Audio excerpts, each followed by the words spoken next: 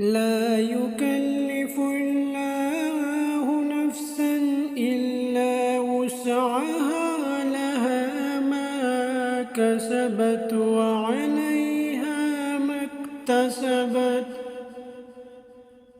ربنا لا تؤاخذنا إن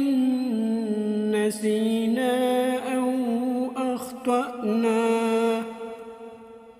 ربنا ولا تحمل علينا إسرا كما حملته على الذين من قبلنا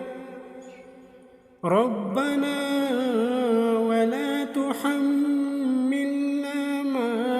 لا طاقة لنا به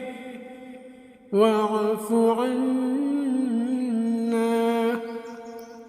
واغفر لنا وارحمنا أنت مولانا فانصرنا على القوم الكافرين.